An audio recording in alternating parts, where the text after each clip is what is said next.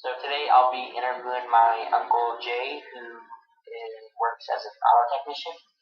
So Uncle Jay, why don't you tell me a little about yourself? Well, I'm 42 years old. I've been in the automotive business for about 23 years. I started when I was young around the house, pulling training wheels off my sister's bike and taking bicycles apart, and then moved on to working on my mom and dad's car when they weren't looking. After that, I went to Universal Technical Institute in Phoenix, Arizona, and got my degree in automotive technology. From there, I worked on cars as a mechanic technician for quite a few years before I moved on to management and now to running service at Avondale Toyota, a local dealership in Phoenix. All right. What do you exactly do at Avondale Toyota? Well, currently as a service advisor, I'm the guy that when you pull up into the service drive, I'm the guy that takes your information, talks to you about what you need for your vehicle, takes a look underneath the hood, looks at some of the obvious things, makes you aware of them. From there, I send the vehicle back to the technician, where the technician looks at the vehicle, gives me any and all recommendations, brakes, belts, hoses, etc. Once he gives me that information, I then put a price to it and inform my customer of what they need and what it will cost them to fix it.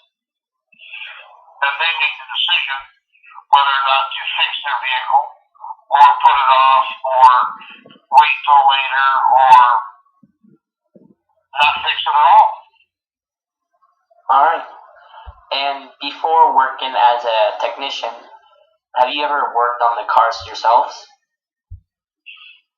Before I was an advisor? Yes. Advisor. Yeah. Before I was an advisor, like I said, I started out when I was young.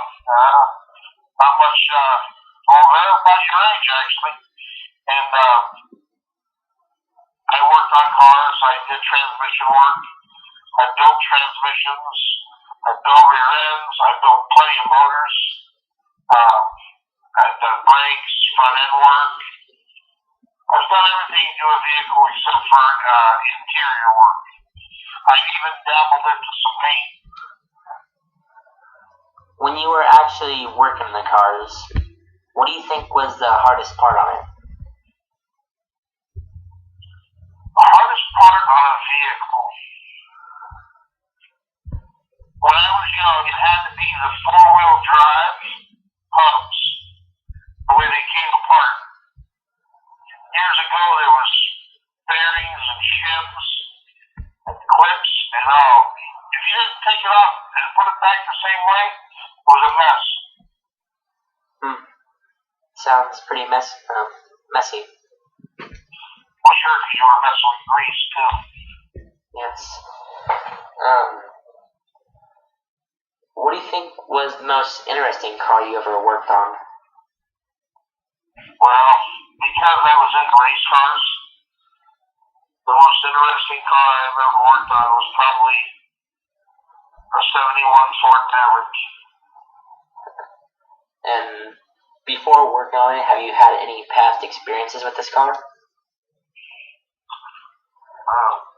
With the racing stuff, yes.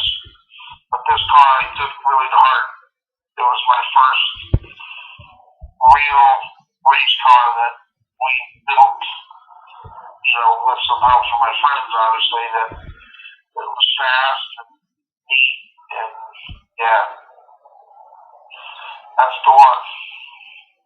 You seem to be quite interested in faster cars. Is there any other cars like that you are interested in? I like the fast car. I'm also a big truck. I really like the trucks. I'm not a big fan of the small cars. I work for Toyota, but that's so I can feed my family. So, um,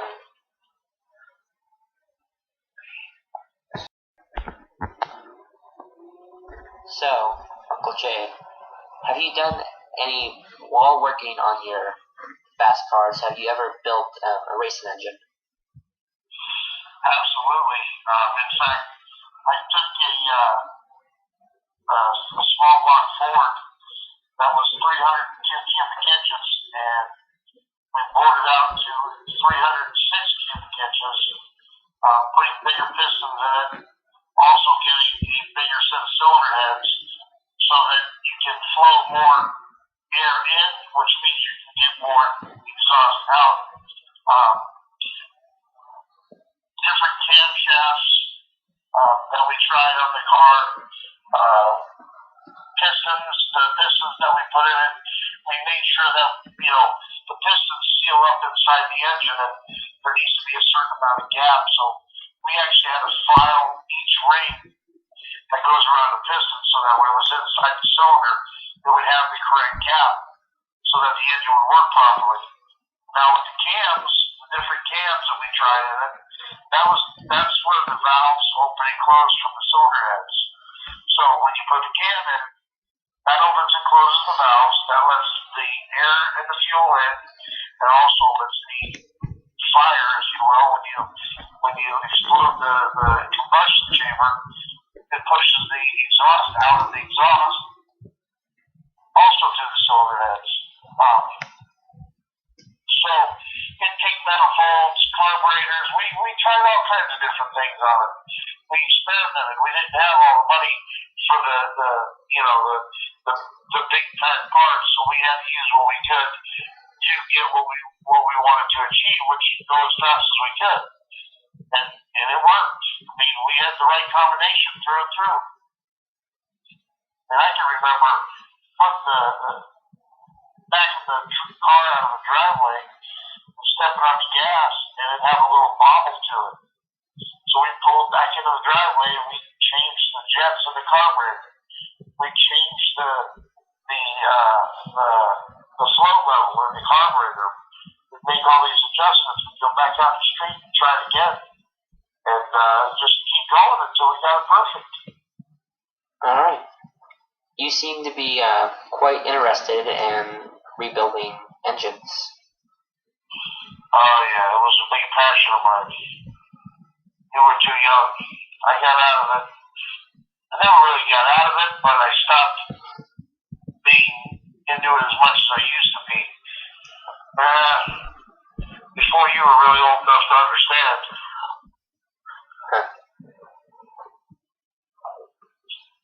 Did you ever do any sort of electrical working in the vehicles? Oh yeah. The new stuff and the old stuff too, the race cars. I mean, I used to run switches for electric fans, electric fuel pumps, electric motors. For the water pump, we used to have electric water pumps. We'd have to wire in, and we had to use fuses, we had to use relays, running separate circuits for everything. Electronic MSD for the multiple spark discharge, which was for the ignition system to get more sparks to the engine to burn that fuel. And then the new stuff, the newer stuff, air conditioning, you gotta make sure you got power and grounds, and you got your relays open and closing, and wiring as far as everything, tail lights, the starters, making different components work. Absolutely. Lots of electrical stuff. Alright.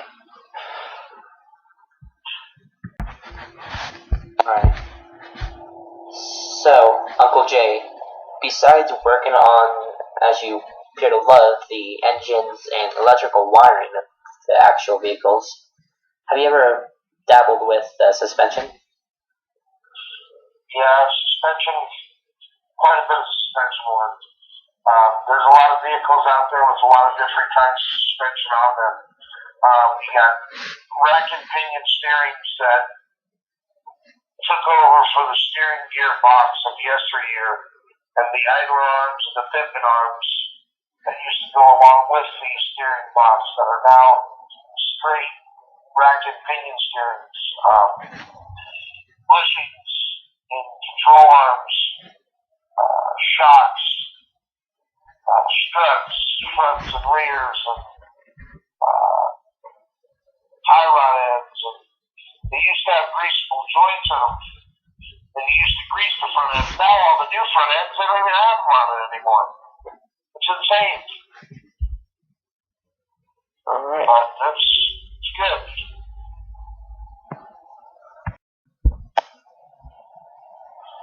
So, Uncle Jay, you seem to know a lot about the business. Do you have any recommendations for people looking to join it? Well, the best thing I can say is, if somebody wants to get into the automotive business, they have to be okay with getting dirty. They have to be okay with hurting their hands now and then. And they have to enjoy it. If you don't enjoy doing it, it's no fun. It's like anything. You can be a photographer. If you don't like being a photographer, you're not going to like doing the job. If you want to be a mechanic or a technician, you have to want to be. You have to really feel it and want it in order to do it, to have fun doing it. And obviously, going to tech school, the knowledge that is today's knowledge compared to yesteryear, hands down. You can't work on cars unless you go to school anymore. These cars now, everything's computer controlled. Everything. So I would say if you're going to get in with both feet and be ready to work, because that's what it takes. Alright, That's all I got for you. Alright, that is some really good advice. And I would like to thank you for giving me the time to interview today. Not a problem, kid. Anything. Alright. Look forward to continuing off this sometime soon. Absolutely. Anytime, kid. Alright. That is it.